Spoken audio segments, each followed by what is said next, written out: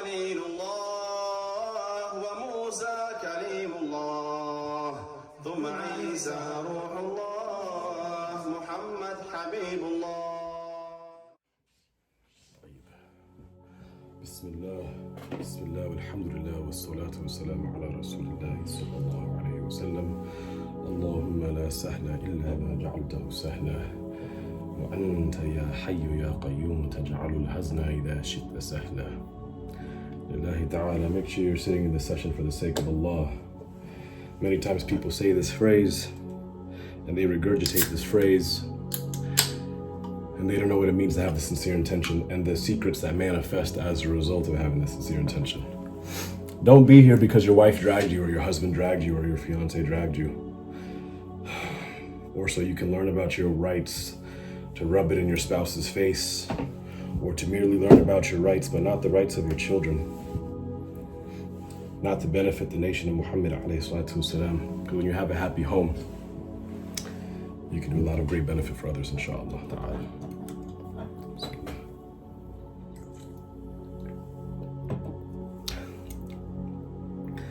Al-Hakim and At-Tabarani have narrated, as well as Imam al-Bayhaqi, a hadith of the Prophet sallallahu alayhi wa sallam, Ridullahi al-Wida al-Walidain wa sakhatuhu fi sakhatihima, which is the acceptance of Allah is in the acceptance of the parents, and the punishment of Allah is in the discontent of the parents.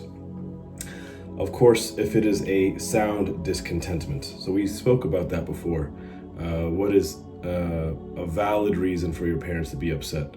If they're upset because you're fulfilling your obligations or you're not partaking into some cultural practices that have haram elements to that, then this is not what is included in here. So Bahaz ibn Hakim narrates from his father, who narrated from his grandfather, that he said to the Messenger of Allah sallallahu alaihi wasallam, and may Allah accept their deeds, Ya Rasulullah, whom should I treat the best? Your mother. Then whom? Your mother. Then whom? Your mother. Then whom? Your father.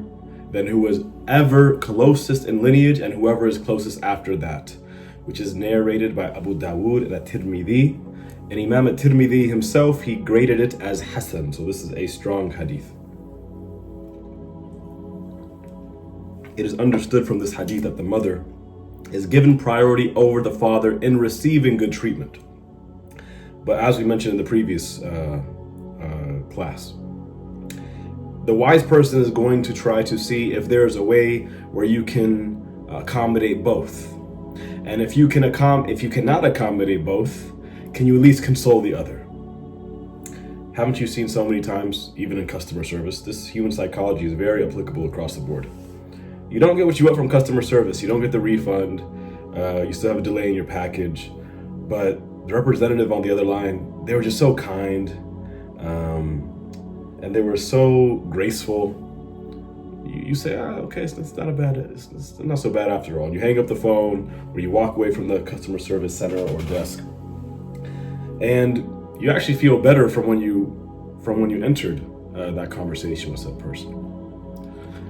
And the reason why the Messenger of Allah sallallahu alaihi wasallam gave priority to the mother, mentioning her 3 times and the father once, is because of the mother's great care and her compassion to the child, as well as the hardship that she bears while pregnant, the labor pains she faces, her giving birth, breastfeeding, which is not as simple as like how when we suck on a straw, it's very painful.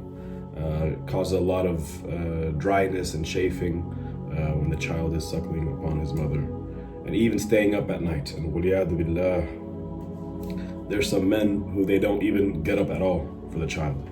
They say, I work, you stay at home, or I work and you work, but you're the mom, you take care of it. And of course, out of her compassion, she can't continue sleeping 6, 7, 8 hours. Her heart doesn't allow her to. This is why the fuqaha have said, even though the mother, generally speaking, I don't want to hear stories about, well, my mom was not around, my father this is generally speaking. Generally speaking, although mothers have more compassion for the child, the father, generally speaking, All right? Don't forget the term generally speaking. He does what is best for the children. So this signals to the fact that women are very good at tapping into our emotions, whether it be our mothers, whether it be the fact that, receptionists are always women, whether it be the fact that we're a bit harsh on our sons, but then we give in to our daughters. MashaAllah. So women tend to have that nurturing aspect that makes them more compassionate, but not necessarily doing what is best. And so, although the father may not be as compassionate and nurturing and loving and sensitive and in tune with the emotions of the child, the logic overplays more or overrides his emotional side. And so this is a good reminder in marriage and in raising children. Logic and emotion is good, but when needed, do not allow the emotion to override the logic. And when needed, do not allow the logic to override the emotion. Sometimes your wife is upset about something, and it really is not that big of a deal in and of itself. Or your child is upset about something, and he's crying about his knee, but he's not even bleeding, but he wants a Band-Aid. Take the logic out of the equation here and override it with the emotional aspect. Be compassionate, be understanding, be a soothing source for your family. Because if you don't, this is where you have people seeking outside means. Children seeking outside means through a boyfriend or a girlfriend who's not necessarily good for them, but taps into their emotion, now from a form of manipulation. Or your spouse is not getting it from you, so they get it from their friends, or hobbies, or advancements in their careers, and now their career is their obsession. So that's a whole nother discussion in and of its own. But if you see these kind of things that may relate to you or your relationship, don't be shy, because these sorts of classes have very, very little benefit and merit to your life if you don't learn how to apply them in your life. I can't tell you how many messages I get where a husband will say, I have this problem, I need help, I'm embarrassed. They spend more of the time talking about they're embarrassed, or the wife is saying the same thing. And when I give them the resources to say, I'm willing to talk to you and your spouse, or you and your fiance, never mind, I don't want to bother you, and they disappear into oblivion. And most of the time I never hear from them again. And the reality is we all want to be happy. So we have to tap into those resources and utilize them. And do not let your past traumas of being guilted or gaslit or warped into thinking you're the bad guy for having feelings or the bad woman for having feelings. Don't let that leak into getting resources. Because, for example, why are you saying sorry all the time when the other person is the one who harmed you? It doesn't make sense. And this is not from our religion, mashallah. And so we have to learn to reprogram ourselves as adults to seek those means. The solution to your marriage is not going to be your bitter single friends in the group chat. I'm going to tell you that right now. The solution to your marriage is not venting about your wife to the homies. The solution to your marriage is understanding that Al-Mustafa sallallahu alaihi wasallam, he laid it out in a perfect hadith corpus. And then the fuqaha, the muhaddithin, the mujtahidun, they expounded upon it in their textbooks. And the awliya have embodied it in their lifestyle. And the Muslims who try to emulate that, they are walking examples of these stories, these narrations, the seerah of the Prophet sallallahu alaihi wasallam. And so you have to remember, you cannot forget that you have to tap into these base human needs. The child needs compassion from the mother.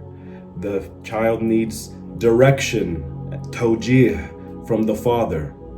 There is no such thing as, I don't want to say there's no such thing, but don't say it so lightly as if it's, exchanging an article of clothing at the store. It's valid for me to divorce. It's not haram if I'm on the market looking for another woman, even though you know good as well you're not going to marry a second wife, but you're really just trying to find a woman to appease your emotions and pillow talk with. MashaAllah. Be an adult and learn to engage in conflict resolution. Because if you don't, doesn't matter how bad your spouse, your fiance, how spoiling your wife is being, or how spoiling the father is being to the kids, if you don't learn how to engage in that conflict resolution, putting your phone down, stop scrolling for 2 hours every time there's a fight. How many people have had that habit? When you have a fight or a conflict, you just scroll, or you resort straight to the group chat. The child needs compassion and needs direction, and likewise, the spouses need that as well. MashaAllah. Abdullah ibn Umar radiallahu anh, he saw a man carrying his mother on his back while making tawaf around the Kaaba. And the man said, Ya Ibn Umar, do you think I have paid her back what she deserves? And he said, you didn't even pay her back for one contraction. However, you have done something good, and for a little bit of goodness, Allah will give you a lot of reward. As for the hadith, Al-Jannatu tahta aqdamil ummahat, paradise is under the feet of the mothers, or under the feet of the mother, singular. And for those who are taking notes, some people like to keep the hadith. If I forget to post a hadith or ayah, let me know, inshallah ta'ala. It means that paradise is reached by treating the mothers well. And this is a weak hadith, but as we know in hadith terminology, or in hadith science, that the weak hadith, it is sound to narrate it if it's to encourage good manners. And weak does not mean it has no weight. It just means there might be some question marks about the chain or the matan, meaning the verbiage is not something that is compliant. It doesn't align with other riwayas, so other narrations of the same hadith that may be stronger. So this hadith was graded as weak because Al-Hafidh al-Murtada al-Zabidi said the chain of narration, so not the text now, it's not the matan, the isnad for the hadith is weak because some of the people in the chain are unknown. MashaAllah. That alone made the hadith weak. So how about you when you can relay information about people and it's unknown, it's unverified? You destroy people's lives as a result, MashaAllah. And you might be the result of the bala falling upon you. And we're going to get to that hadith later, the hadith of the bala, MashaAllah. In the fatwa of the Imam and Shaykh Sirajuddin al-Bulqini, who's the one who authored this chapter,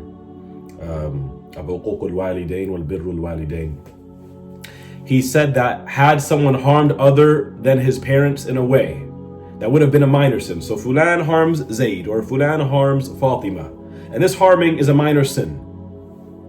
But this same deed, you do this to your parents, it now becomes a kaba'ir, it's a major sin.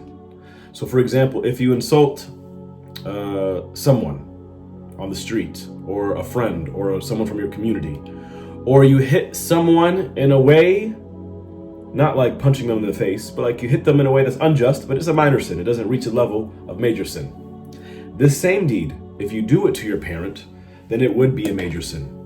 So this is to give you the magnitude of the sin of uququl walidain. Why is this relevant in the book of marriage? Because how many spouses, when they don't like their mother or father-in-law, they encourage their spouse when there's a situation that arises to also, get heated, to get hot, or to, drop them like they're nobody type of attitude. This starts to envelop in the marriage.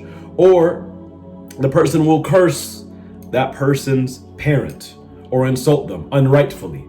If you say a critique of the parent and it is sound, and you're not adding things like the B word, calling them a donkey, calling them an A this, a F that, a D this, then this is something else. We're talking about you're essentially pushing your spouse or testing your spouse to engage in uquq al-walidain.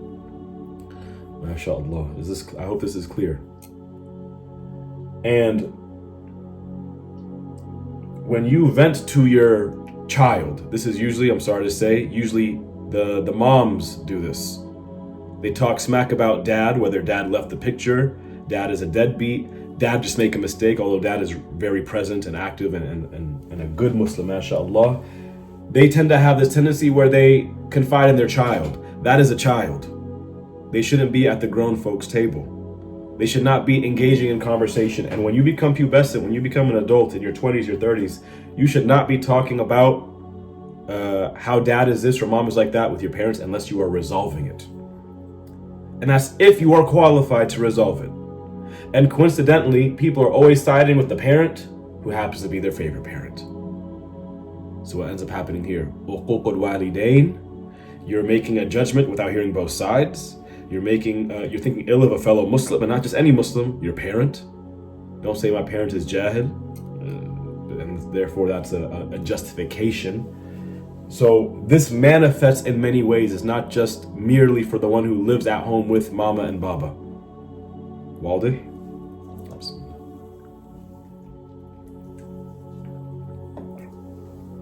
And I would like to digress with a beneficial account narrated by Abdullah ibn Umar.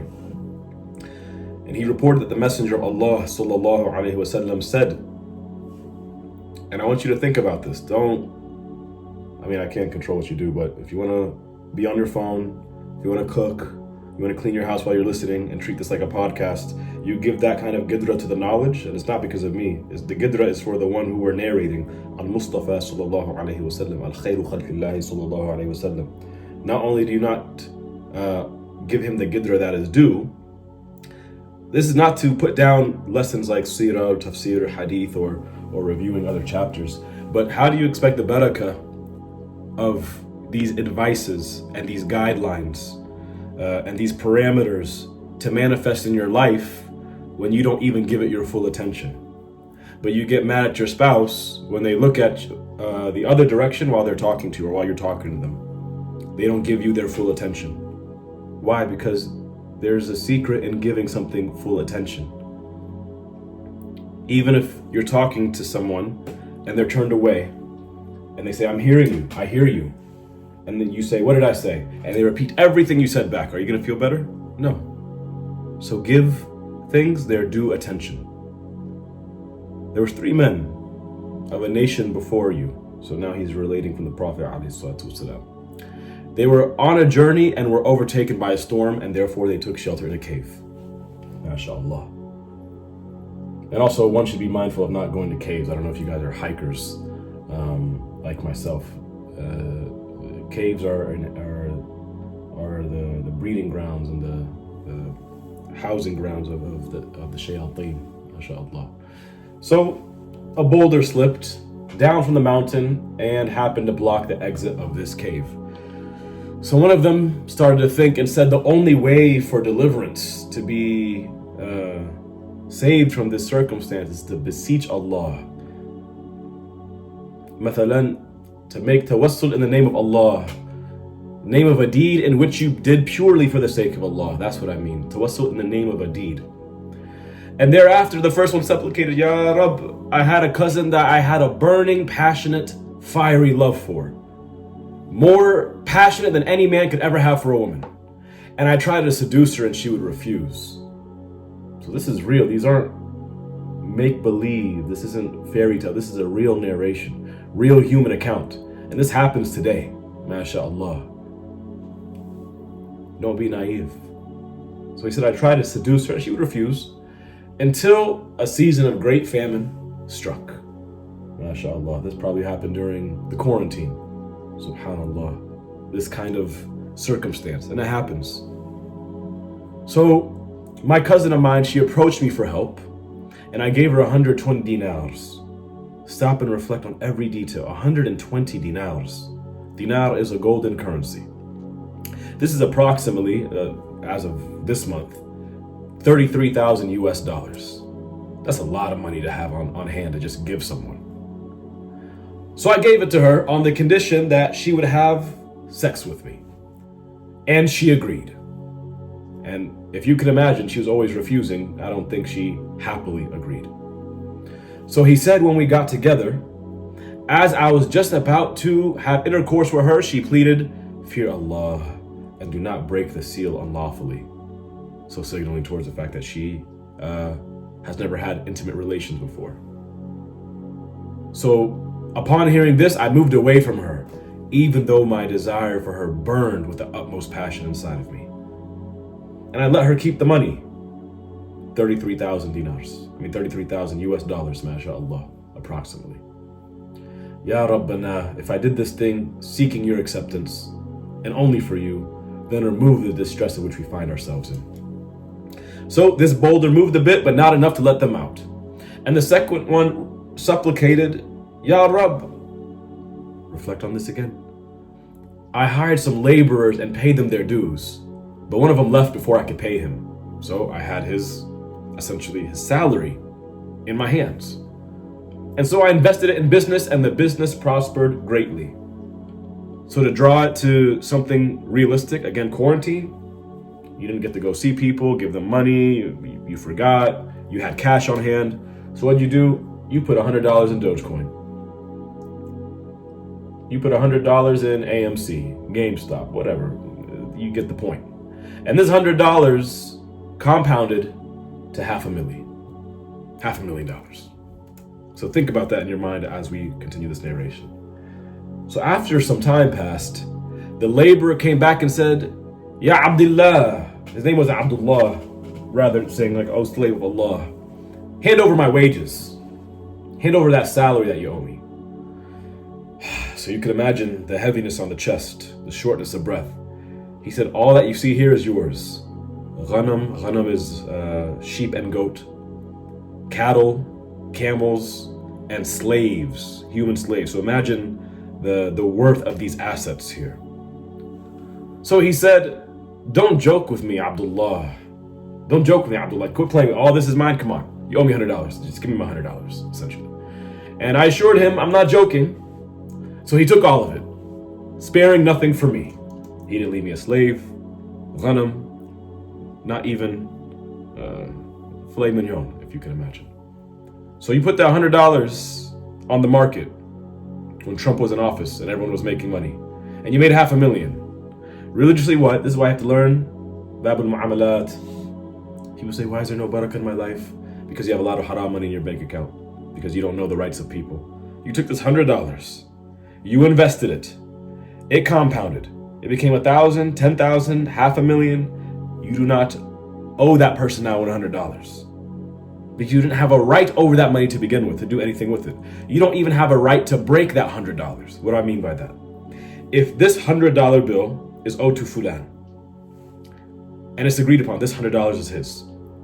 For me to even exchange that $100 bill for 520s and to give him those 520s religiously is not valid. It's not permissible. So imagine the burn, how much tawakkul, how much love he had for Allah subhanahu wa ta'ala to do the right thing. He could have just sold the goat.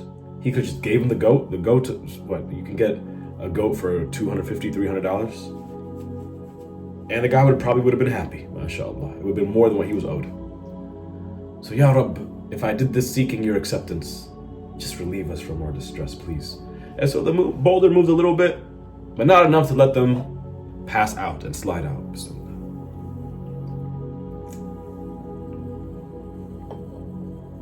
So the grand finale. The third one supplicated, Ya Rabb, my parents were very old, and I used to offer them their nightly drink of milk before my children and other members of the family. They had priority.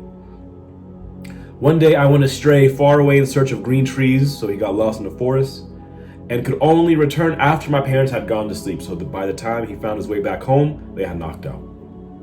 When I had milked the animals and brought their nightly drink to them, they were asleep. But I didn't want to disturb them, and I definitely wasn't going to give any of the milk to my children or other members of the family till after my parents had their drink. It wouldn't have been haram, but out of gidra, out of knowing the maqam of his Muslim parents, he said, I'm not going to give them anything till my parents wake up. And thus, with the vessel in my hand, so just standing there with a cup in his hand, I awaited their awakening till the flush of dawn, while the children cried out of hunger at my feet. So imagine I'm doing this until Fajr time. And my babies, my toddlers, my youngsters are pulling at me, Daddy, Daddy, I'm thirsty, I want milk, I want crackers, I want something. And when they woke up, they had their drink. Allah. Ya Rabb, if I did this seeking only your acceptance, because we don't engage in the minor shirk, we don't do it for the sake of acceptance, and then also saying, by the way, can I borrow $100, Mom and Dad? Because now your niyyah is for two things, Allah and a worldly means, or a worldly gain. And that's the minor shirk. It doesn't take you out of Islam. It's not shirk, it means it's like shirk. Because it's like you're associating partners with Allah, in the sense that this thing that was exclusively for Allah, which is a good deed, you associated it with other than Allah. That's why they call it the minor shirk. So Ya Rabb, if we did this only for your acceptance, then relieve us of this distress wrought upon us by this boulder. So the boulder completely moved and all three exited the cave safe and sound. It's not a coincidence that the deed that saved him was a deed of giving Gidra to the parents, mashallah. And you guys know Dr. Shaykh Nabil Al-Sharif Al-Azhari, Hafidhullah. May Allah preserve him and grant him the greatness of this world and the next. He said, and I'm going to tweak what he said, because when you actually study it, it applies to those of you guys who are hooked to your phones. For those of you guys who love doom scrolling. I love that term, mashallah. I just learned it a couple months ago, as I always tell you guys.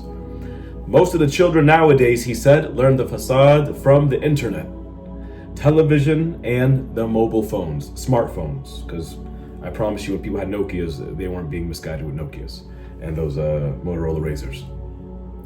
A person should serve himself. Now this is where I have to digress from the women and put some pressure on the men.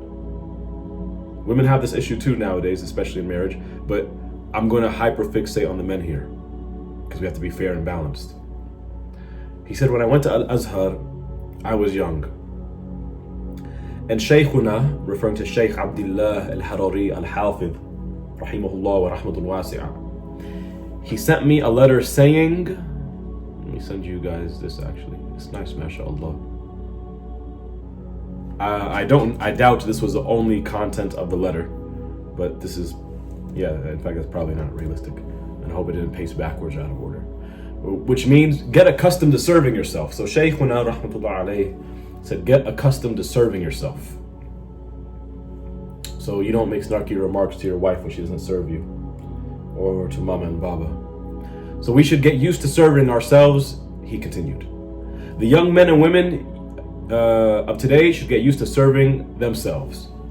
Some children, when we say children, we mean even those in their 20s who stay at home. They leave their clothes on the floor as though their mother is their servant. This applies to spouses, so keep it in mind if this is you or your spouse. They eat and they leave their plates there instead of them serving their parents. They don't think about the reward. All they think about is the relaxation, the reclining, the eating, the snacking, the drinking, as though they are in a hotel that they have paid for. Even in a hotel, when a person leaves, at the very least, he says to the, what do they call the person at the front desk? Concierge? At least they say to the one at the concierge, thank you. MashaAllah. As for these children, they do not thank their mothers and fathers. Okay, so let's say they're served, marhaba.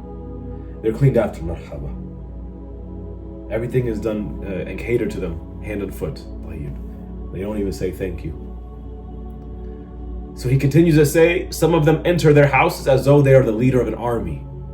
And the mother is the one of his soldiers under him, and he orders her to give him food. Give me pocket money. Baba, I need gas money. And I even see this with, now I'm divulging back to women. Women who live at home. No problem. Single women who live at home. They make a salary, 9 to 5. They have a degree. But if you were to look at the circumstance, you would not be doubting, does she live with them or do they live with her? Meaning when you walk, she wakes up every day. She doesn't grocery shop for them. She doesn't clean the house unless mom is saying clean with me. The men do this as well, mashallah. Maybe if you're fortunate, you'll find a son who grocery shops and pays an electric bill or a utility bill here and there. MashaAllah. And by ijma', he continues to say, by ijma', if the male becomes pubescent, his father is not obligated to provide for him. If your child has a wet dream or has their menses at 13 years old, you're not unjust for it, saying sayonara, it was nice knowing you. We're not talking about the male who is insane, for example. As for nowadays, isn't it that you are providing for them even though they are old? You are doing this for the sake of Allah, but they should think, mashallah. The Prophet sallallahu alaihi wasallam said,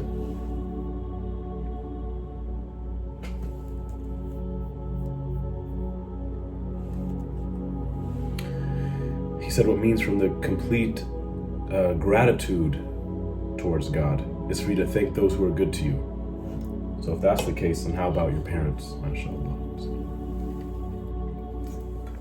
And if you have wretched parents, then at least be diplomatic. If the one of the parents orders a pubescent child to do something that is not haram, and if the child did not carry out that order, and the heart would be severely hurt, it is haram upon this son or daughter to not carry out that order. Like, for example, wash the dishes. And they don't wash them, so now the parent's heart is broken.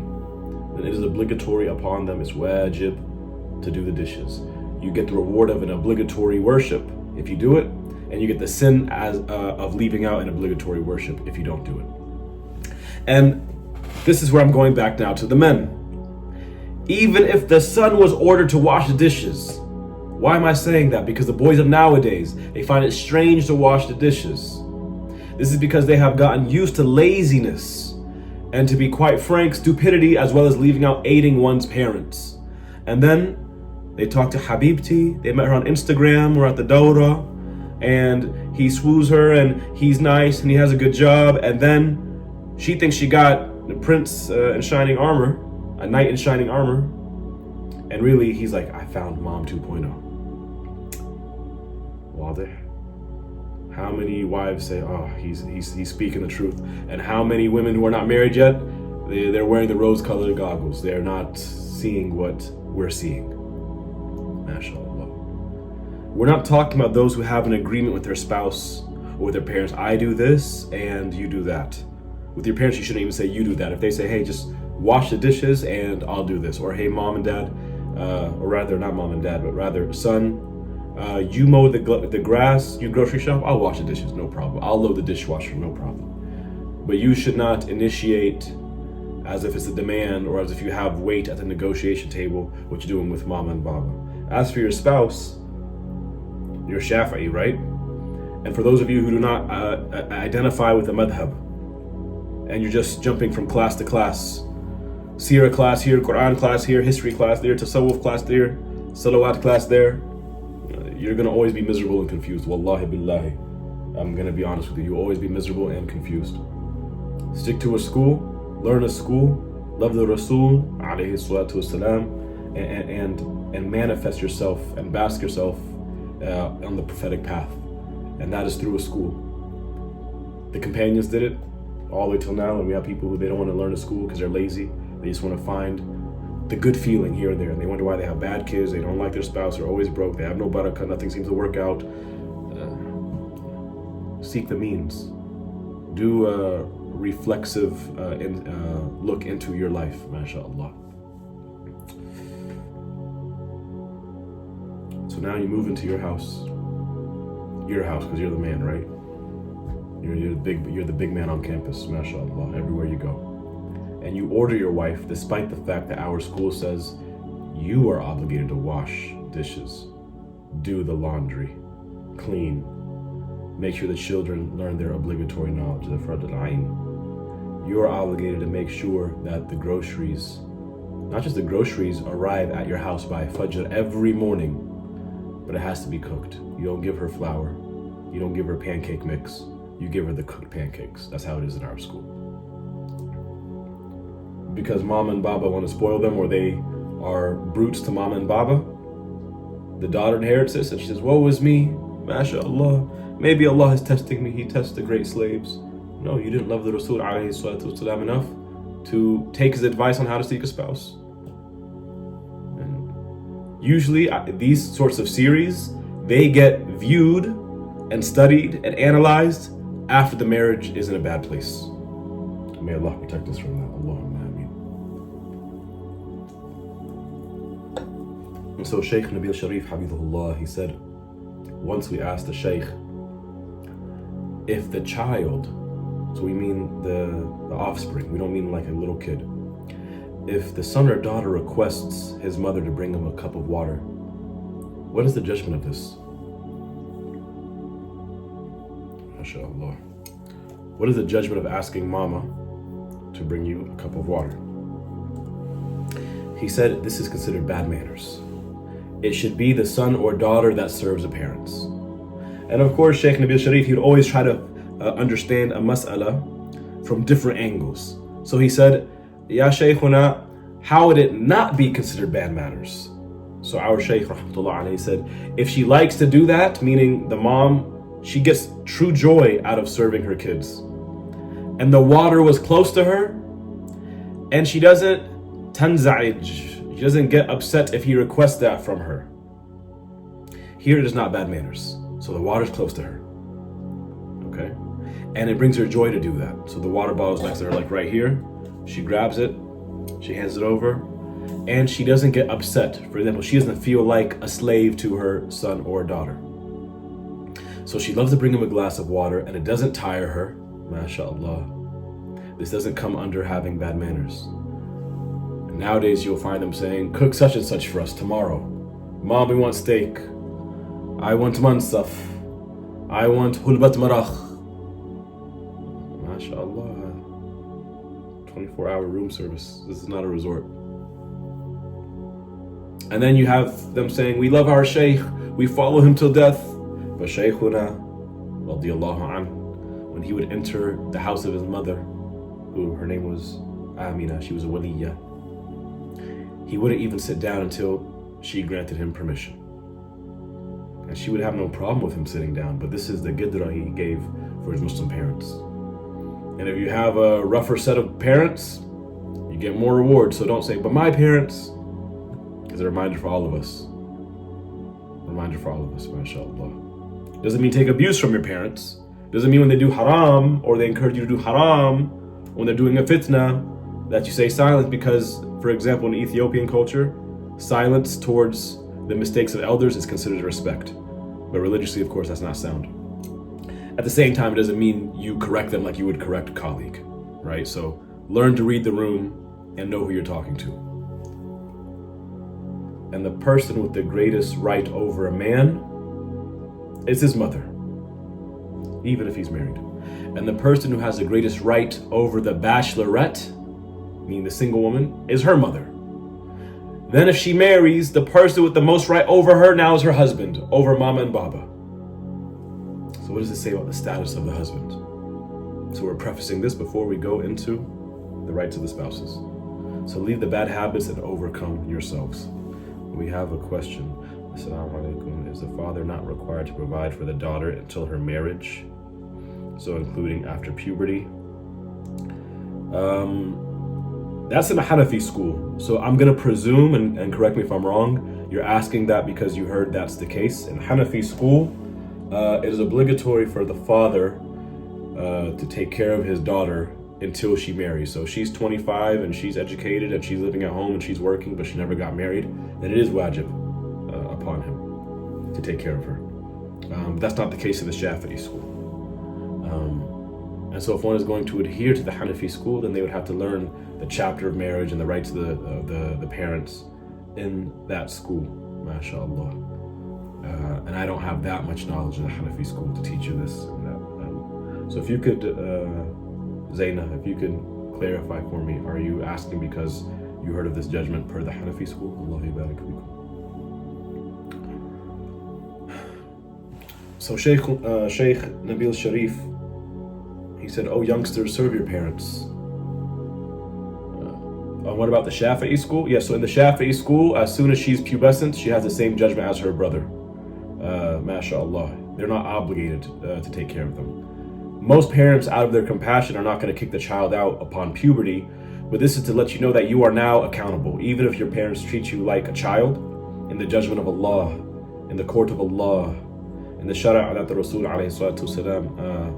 had conveyed, you are an adult, and so the actions you do now will count against you or for you. MashaAllah. MashaAllah. Side advice may be beneficial to somebody. Don't be that daughter who, because you hate living with mama and baba, but also per your culture, you're not allowed to move out without being married. You marry the first guy that swoops you off your feet so you can get out of their house. That happens a lot. You'd be surprised how many people admit that in counseling. MashaAllah. Ameen wa fikum. So don't be that person from 20 years old to 27 years old, you reject every single man that comes your way that's handsome, he has good manners, he has good money, he has a good career, has a good family, because you think, I got plenty of time. And then what happens is when they reach a certain age, which I won't mention that number because I don't want anyone to feel attacked or like it's a shot at them. That's not the goal of this. But they feel like, now I have to marry somebody, and then they end up settling for someone who was way below any standard they would have ever had, mashallah. Because they feel like, mom, I'm grown, dad, I'm grown. They're always being nagged for this, that, and the third. They're being policed about when they can leave the house, when they cannot leave the house. Maybe the parents restrict her from traveling because she's traveling without a mahram. And so to get out of the house, she will start cutting corners in the courting phase, and she ends up marrying someone who's a brute, and now she's in a worse situation. May Allah protect the women of our family from that. Ameen.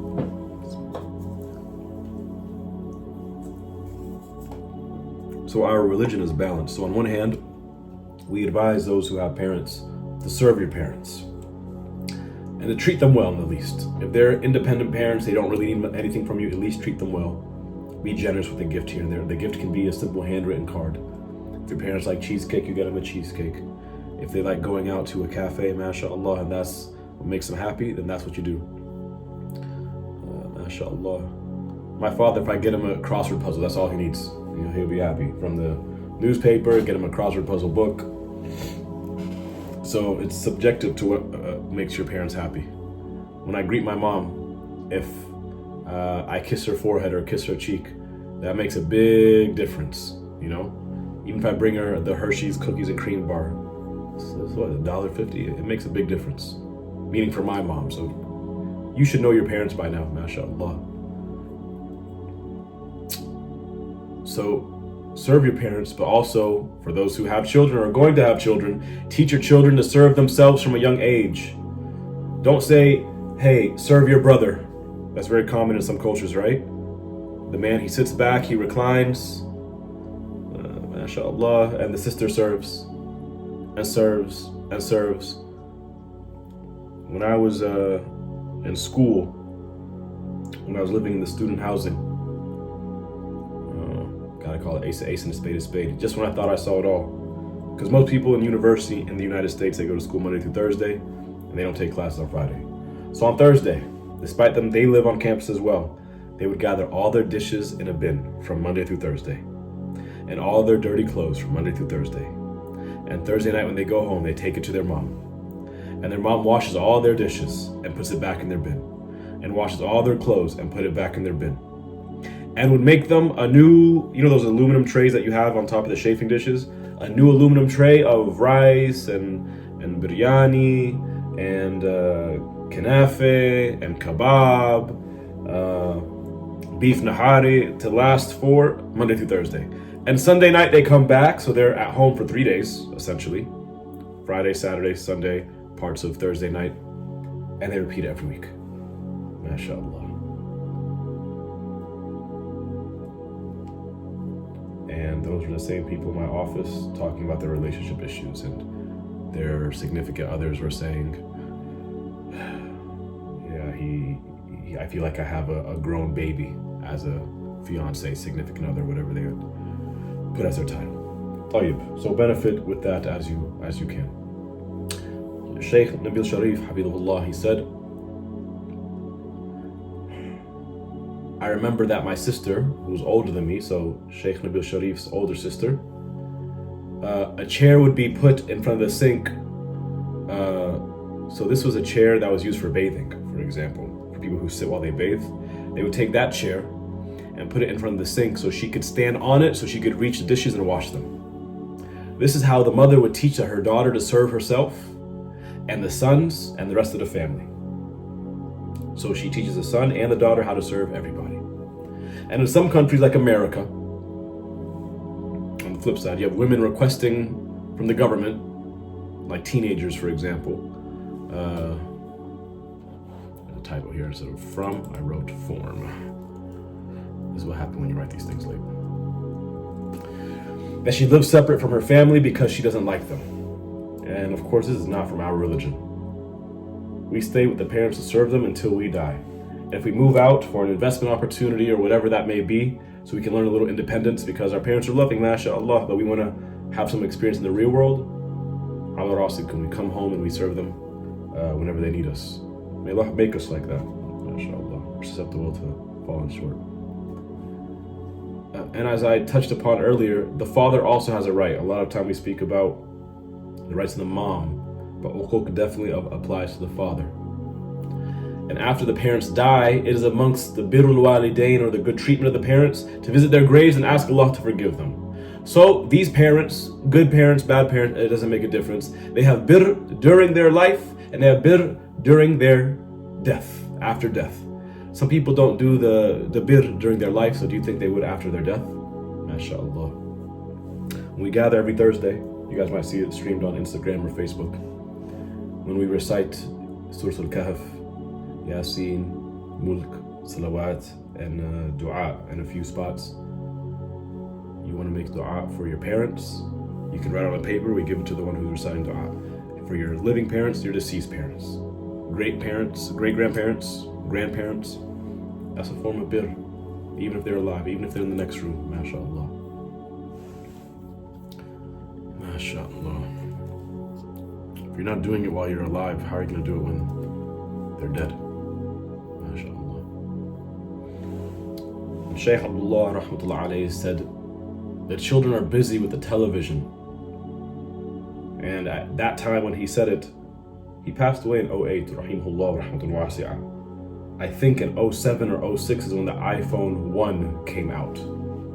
So this idea of being face deep into a smartphone, or let alone even the concept of an iPad or a smartwatch, it didn't come across our Shaykh rahmatullah alayhi. So when he says television, you can replace that word with a smartphone to have a visualization. He said the children are busy with the television, so when will they ask Allah to have mercy on their parents? They are busy with the TV and the internet as well with their friends. When will they ever ask? When will they ask Allah to forgive their parents? Except the one who has learned and has a good understanding. Just because you take Al-Mukhtasar, Al-Tahawi, Ibn Asakir, no. Learned and has a good understanding. He has the tamakkun. He's deeply rooted in what he learned. And Shaykhuna rahmatullah alayhi, who by the way, he's the qutub of the awliya, the head of all the awliya in the dawla of the awliya, which is like the governance of the awliya. So when he's giving us advice, it's not just something he just came off of the tip of his tongue, mashallah. He said waking up for fajr to do the good deeds is amongst the habits of the righteous Muslims. And this was common long ago. However, today the situation has changed. People stay up watching television and they sleep after 12 midnight. This is not in compliance with the Sunnah, and that is why most hearts do not have light, they have darkness. End quote. It's a very profound statement of Shaykh rahmatullah alayhi. I'm not saying you have to try it for a year. Try it for 1 week. And I would like for you guys to get back to me if you actually try it. Try it for 1 week. Deactivate your social media. Mute your WhatsApp groups if that's what you do, or your iMessage groups. Don't watch Netflix for 1 week, for whatever your Achilles heel happens to be. And replace it just with 15. I'm not going to say an hour. I'm not going to say 30 minutes. 15 minutes of ibadah. If you love qira'at al-Quran, then do the Quran. If you're like me and you prefer salawat, then do salawat. If you like lessons, listen to a lesson. Istighfar, do istighfar. And you will see the darkness start to fall off of your heart after 1 week. MashaAllah. If I skip 1 week of my salawat or yasin, I feel a significant heaviness. MashaAllah. So try it for 1 week. MashaAllah. How often do you have to visit the grave? It's not obligatory, so keep in mind, I didn't say it's obligatory to visit the grave of your parents, but rather it is considered good treatment of the parents. So for example, depending on where they're buried, if it was presuming they're in your locality, I know some people after Jumu'ah every week they go, right? I know some people they visit only during Ramadan and Eid, for example, the two Eids. And as one of my classmates told me, and this is advice for the husbands as well, but to answer your question, you're not obligated to, but it would be a very wasteful opportunity not to go. MashaAllah. And for the husbands who fall into haram to make their wives happy. And I'll answer your second question, inshallah. I'll answer your question, inshallah, after this. For those of you guys who try to make your spouses happy at the expense of a da'wah, or you give in to every beckoning call and request, even when financially you can't afford to do so, MashaAllah. MashaAllah. Give me 1 second. And you stop supporting a da'wah. You don't have the money or the energy for a da'wah. You miss opportunities to serve Muslims, to do khair, because you're always going to the mall with your family, taking them shopping, haram trips, whatever it may be. Keep in mind, you could die in your 30s, your 40s, your 50s, your 60s, or your 70s. You're not guaranteed. You're not guaranteed to live to your 70s like people think, mashallah. So when you die, that house that you worked all these miscellaneous shifts for, you took extra shifts, you did time and a half, you were working hard for that promotion, that's why you stopped learning the knowledge, you stopped reviewing, you stopped taking new chapters, you stopped raising your children in the prophetic light. When you die, your wife is going to marry another man. I want you to know that. She is going to marry another man, and he's going to benefit from the fruits of your labor, and he's going to be in your house, raising your children, sitting on your couch, enjoying the assets that you built and left for him. And if you're lucky, they will visit you on Eid. They will visit your graveyard at Eid. He'll stay in the car. Let me know if you need anything, inshallah. And the wife, ex-wife now, widowed wife now, comes out. The children come out. Fatiha. You never taught them Yasin, so you're not getting that. And if you're very, very lucky, meaning if you don't get that, maybe when they mention your name, they'll say Rahimahullah. Maybe they'll say Rahimahullah. So don't let your wife and children run your house into the ground, and don't let the status of husbandry, the status of being a husband, get to your head and you're a brute in the house. It is an amana. Is visiting the grave considered maintaining the ties or good treatment of the relatives? In regards to the parents, I mean, they are your relatives, but it would be more specific. Birrul walidain. I don't know if the treatment of the parents would be having the same. Let me put it this way: the good treatment of the parents does not have the same merit as treating the rest of your relatives well, right? Or visiting them or helping them. There's a significantly more reward in that. So I've never heard this verbiage specifically being used when speaking about the parents. Usually the parents is spoken in its own right, if that makes sense. MashaAllah. Because there are certain rights of the parents that just don't apply to the relatives. For example, I'll leave it at that. If you have a specific question, let me know, inshallah ta'ala. But I've never heard it with that verbiage, inshallah.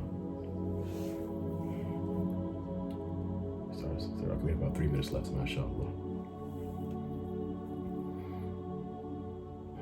Sheikh Nabil Sharif, and before I continue, if you have a question on how you can remove that darkness in your heart that Shaykh Abdullah mentioned, so you can start having light emanate from your heart, feel free to ask me. It doesn't mean I have mastered this. If we wait till mastery to help people, subhanAllah, we may never help people, or we might start helping people in our 60s or 70s. It's not realistic. So we help people along the journey, mashallah. So asking me doesn't mean I've mastered it and I'm superior. So don't be deluded to think that. Shaykh Nabil Sharif, he said, the Shaykh used to teach in a masjid known today as Al-Faruq, but it used to be called Ramal Al-Dharif. So we left the masjid after the lesson and we were in the car and my brother was driving. Abdul Razzaq, Rahimahullah, Shaykh Abdul Razzaq. And for those who like tafsir, we have a series of his on the Knowledge YouTube channel, uploaded by Sheikh Ra'id. And Sheikh Ra'id is explaining it, mashallah, from Sheikh Abdul Razzaq al-Sharif's route. For those who are interested, let me know. So the Sheikh saw my mother walking there. Our house was close to this masjid. So he told us to pick her up and drop her off at home. So we were going to Burj Abi Haidar, which means we would have to have taken the first exit on the right. So he wanted to drop her off there so she would walk a little bit to get home. But the Sheikh said, no, to the door of the house. Even though the distance is short, but he said that to get us used to treating our parents well, right? Resistance training.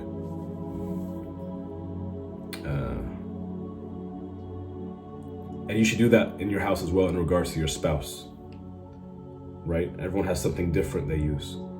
I won't speak about my household, but everyone uses something different they use to train themselves to serve their wife, to serve their children, to serve their husband, right? So make sure you have something like that that you use to break yourself so your status can raise, even if your spouse is not cooperating. And if they're not cooperating today, maybe they'll cooperate tomorrow, inshallah ta'ala. And a woman from another country, by the way, she was visiting her daughter. And so she told Sheikh Nabil Sharif that she knocked the door of her daughter. So she opened it, you know, with that little chain that prevents it from opening all the way. She's opened it and cracked her head out. And she said, "What are you doing here?" She said, "I came to visit you," to her daughter. And the daughter said to her, "I'm sorry, you didn't inform me ahead of time. I can't invite you in." She's trying to say that she's busy, mashallah. If it was one of us, even though we're caught off guard, we would hug her or kiss her or open the door in the least and welcome her in, tell her take a seat. I might be busy, but make yourself comfortable. I'll be right back. Especially if we were learned, mashallah. This is what the scholars used to say. The scholars used to say the akhlaq of the parents is when they come to your home, you kiss their hand in their face. Because it produces a profound joy into their heart. Even if you're not a parent, you're telling me you don't see that change on their face? How they're the parent is almost being babied now and catered to like a VIP. It makes a difference, mashallah. And if you get used to that, and by the way, we fight with our parents, we have disagreements with our parents, let's not pretend here, right? If you get used to that, then even if you have friction or conflict with your parent, with your spouse, then you'll know how to treat them well in the midst of conflict. Whether the conflict is 2 hours or 2 days or 2 weeks, you still know how to treat them well. MashaAllah. Make a tartib for yourselves. Make a tartib for self-development. Put a protocol in place for knowledge, application, and then putting yourself in those environments where you can get better. Imam Ali, rahimahullah, wa karamallahu wajhah, he said, "Tell me who your friends are and I'll tell you who you are." So learn the knowledge. Learn the mannerisms of people of knowledge. It may even put you in outside of your comfort zone. MashaAllah. And set standards for yourself, realistic goals, so you can actually reach them. Because when you reach them, it's not just about having a high status. You actually feel clean. You feel good. You feel like things are working in your life. And even when things go a little left, which it happens, you now have the tools and you have the fortitude to push through it, as opposed to being someone who faces a calamity, like we all do. But this person who did not prepare, they're crying and they're distressed and they're suicidal and they feel like doing drugs and they feel like doing all these weird acts, even if it's just venting their friends, that really make things worse, mashallah. May Allah protect us.